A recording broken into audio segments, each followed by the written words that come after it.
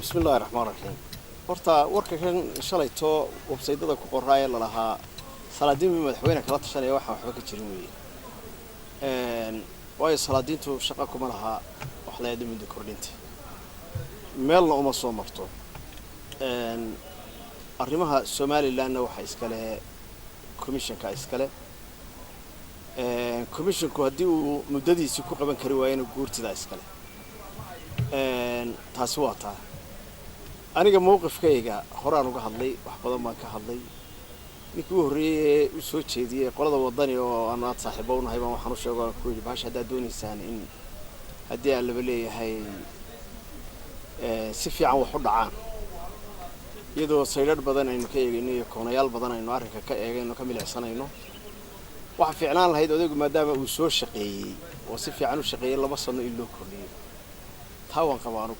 kabeel ahaanna waanu qabnaa anagu inaan in loo kordhiyo laana waxa weeyaan Cabdiraxmaan Axmed Cali laba jeer baa mar doorashadiisii hore iyo tii dambe loogu celiyay madaxweynaha markii hore aynu mar labaad aynu dooranay marraba ligmada lagu doortay marra lagu doortay Burco Maxamed Ibrahim Cigaal waxa weeyaan de kororsimada dhowr jeer bay ahayd daahir yaale 3 jeer bay ahayd annagu ka beel ahaan talada nooguma jirto qorshaha nooguma jirto 5 sano inuu odaygu kaga tago ama lagaga tago ama reer ahaan ay kaga wareegto qorshaha nooguma jirto waxaan leenahay Soomaaliland ha xijisato waa la kordhinaya qorshaha saasan annagu wadnaa laakiin yeelkadeeda wixii kale haddana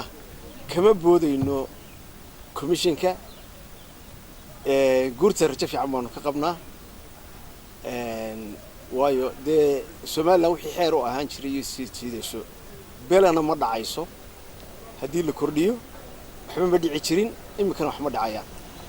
cidii ka leexisay wadadii hore ay wax ahaan jireen yaa marka cid loo kordhiyo cid taada joogi meysana iyada og meeshay wax ku wado iyo sidii wax u wadayso waa khasab in la kordhiyo baan leenahay anoo ka beel ahaan laakiin tii dastuurka iyo nidaamka iyo dawliga aynu qaadanay waa halkeedii aniga fikirkaygu waa sidaa weeye